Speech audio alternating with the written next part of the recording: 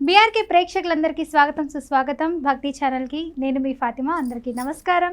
So ఈరోజు మనతో పాటు స్టూడియోలో ఉన్నారు ప్రముఖ ఆధ్యాత్మికవేత్త, జ్యోతిష్య వాస్తు పండితులు, శిక్షణ నిపుణులు కూడా నానాజీ పట్నాయక్ గారు మనతో పాటు ఉన్నారు. గురుగారిని అడిగి మరిన్ని వివరాలు తెలుసుకుందాం. నమస్తే గురుగారు. శ్రీమాత్రే నమః. గురుగారు, ఇప్పుడు జ్యేష్ఠ మాసం వస్తుంది మనకి. సో జ్యేష్ఠ మాసం ప్రత్యేకత ఏంటి?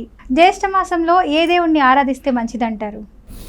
శాస్త్రాలు ఏం చెప్తున్నాయంటే జ్యేష్ఠ మాసంలో కామన్గా అసలు మన బ్రహ్మదేవుడి యొక్క పూజ చేయం కదా, జ్యేష్ఠ మాసంలో చేస్తారు కొంతమంది. ఎందుకు చేస్తారు ఏమిటి అంటే ముఖ్యంగా సంతానం కోసం చేస్తుంటారు బ్రహ్మదేవుడి పూజ.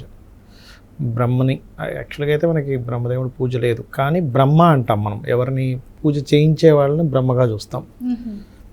బ్రహ్మగారు వచ్చారండి అంటూ ఉంటారు పూజ చేయించేటప్పుడు. అంటే ఆయన ఆల్రెడీ ఇన్వాల్వ్ అయి ఉన్నాడు అక్కడ. అయితే సర్వసాధారణంగా జ్యేష్ఠ మాసంలో పుట్టిన వాళ్ళకి జ్యేష్ఠులై ఉన్న ఇద్దరికి కూడా పెళ్లి చేయరు. కామన్గానే జ్యేష్ఠ మాసంలో ముహూర్తాలు అవి పెట్టుకోరు. ఎందుకు అంటే దానికి చాలా కారణాలు ఉన్నాయి. ఇప్పుడు మనం మాసాలను ఎలా లెక్కేస్తాము అంటే పౌర్ణమి రోజు చంద్రుడు ఏ నక్షత్రం మీద ఉంటే అది మాసము. చంద్రుడు వీక్గా ఉండేటువంటి అంటే నీచంలో ఉండేటువంటి ఇది అవుతుంది ఒకటి. రెండవది ఏంటంటే ఎప్పుడు కూడా న్యాచురల్ ఆయుష్ స్థానం, అది న్యాచురల్గా ఆయుష్నిచ్చేది అష్టమ స్థానం. అక్కడ చంద్రుడు వీక్గా ఉన్నటువంటి మాసము అష్టమం న్యాచురల్గా వీక్ ఉన్నప్పుడు ఏది చేసినా అది ఎక్కువ కాలం ఉండదు. అందుకే ముహూర్తాలు కానీ గృహప్రవేశాలు కానీ ఇవేవి పెట్టుకోరు సర్వసాధారణంగా. అందుకని అయితే జ్యేష్ఠ మాసంలో దానాలు, ఇంట్లో చేసుకునేటువంటి ఆధ్యాత్మికమైనటువంటి కార్యక్రమాలకు మంచిదే చెప్తూ ఉంటారు. నీటి కుండను కూడా దానంగా ఇస్తుంటారు జ్యేష్ఠ మాసంలో. దానివల్ల ఏం జరుగుతుంది అంటే మానసిక రుగ్మతలు ఏమైనా ఉంటే పోతాయని చెప్తుంది శాస్త్రం.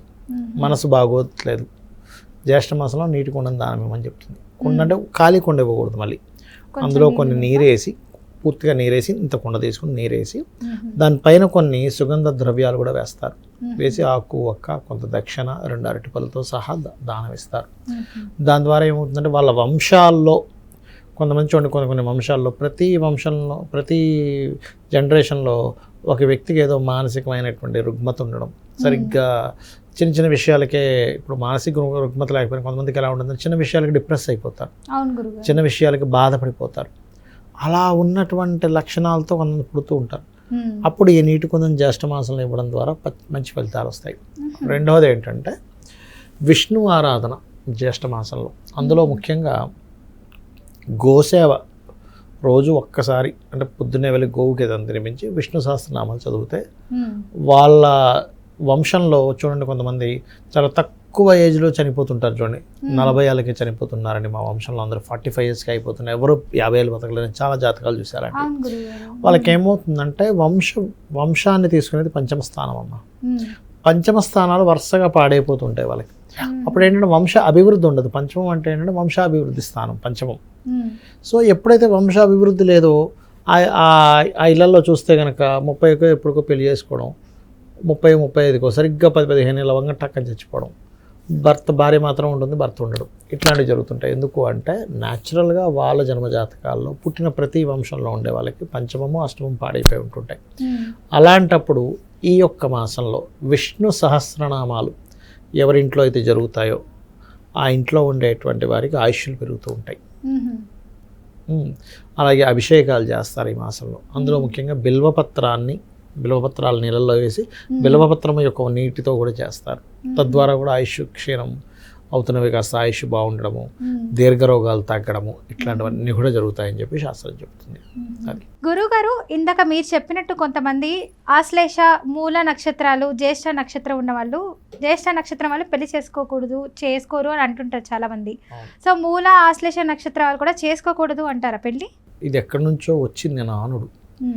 ఒరిజినల్గా శాస్త్రంలో ఎక్కడా కూడా జ్యేష్ఠ నక్షత్రం వాళ్ళని చేసుకోకూడదని కానీ, మూలా నక్షత్రం వాళ్ళని చేసుకోకూడదని కానీ, మూలా నక్షత్రం మంచిది కాదని కానీ, ఆశ్లేష నక్షత్రం మంచిది కాదని ఎక్కడా లేదు. అన్ని నక్షత్రాల్లోని మైనస్లు ప్లస్లు అన్నీ ఉంటాయి. నక్షత్రం అంటే ఏంటంటే చంద్రుడు ఏ నక్షత్రం మీద ఉంటే అది వాళ్ళ మానసిక స్థితిని చెప్తూ ఉంటుంది. మూలా నక్షత్రమే మంచిది కాకపోతే సరస్వతీదేవి ఎందుకు ఆ నక్షత్రంలో పుడుతుంది? సరస్వతీదేవి నక్షత్రం అంటాం కదా. ఆశ్లేష నక్షత్రంలో ఎవడైనా పుడితే వాళ్ళకి మంచి తెలివితేటలు ఉంటాయి, ఇక్కడ వివాహానికి కేవలం నక్షత్రానికి సంబంధం లేదు, గుర్తుపెట్టుకోండి.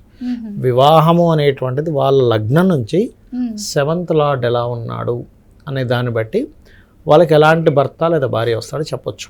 మనం అసలు వాళ్ళని చూడకుండానే జన్మజాతకం తీసుకుంటే అయ్యా మీ జీవిత భాగస్వామి ఇలా ఉంది అంటే మంచి అగ్రెసివ్గా ఉంటుందా, బాగా సున్నితంగా ఉంటుందా, అంటే అగ్రెసివ్గా ఉంటుందంటే మార్స్ కనెక్టివిటీ ఉంటుంది సప్తమానికి, లేదా అడ్మినిస్ట్రేషన్గా ఉంటుందా అంటే రవి కనెక్టివిటీ ఉంటుంది, లేదంటే ఎప్పుడు కొంచెం తొందరగా ఎమోషన్ అయిపోతారంటే మూన్ కనెక్టివిటీ ఉంటుంది, ఎప్పుడు ఏదో వైరాగ్యంగా ఉంటుంది, భక్తిగా ఉంటుంది అంటే కేతువు గురువు కనెక్టివిటీస్ ఉంటాయి. అలా ఒక్కొక్క దాన్ని బట్టి ఒక్కొక్కసారి కొంతమందికి వాళ్ళ జీవిత భాగస్వామికి ఎప్పుడు ఏదో హెల్త్ ఇష్యూ వస్తుందండి అని చెప్పొచ్చు.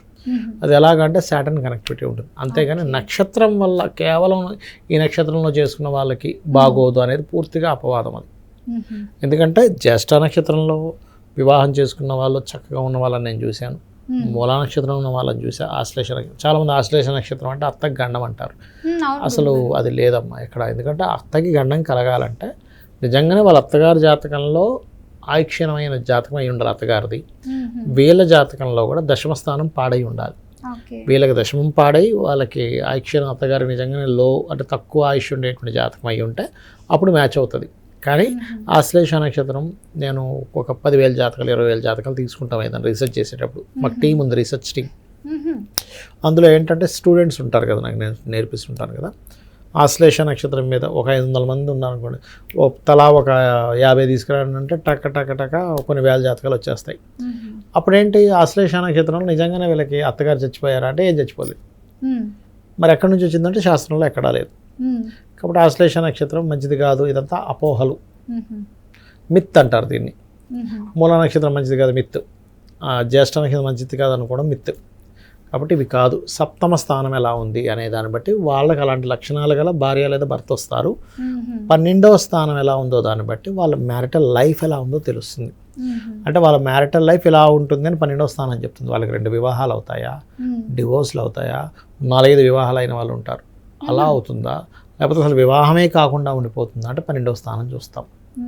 అంతేగాని జ్యేష్ఠ నక్షత్రం, మూలా నక్షత్రం, ఆశ్లేష నక్షత్రం పట్టుకుంటే అది శాస్త్రమే కాదు, గుర్తుపెట్టుకోండి. చాలా చక్కగా చెప్పారు గురుగారు, ధన్యవాదాలు. శ్రీమాత్రే నమః.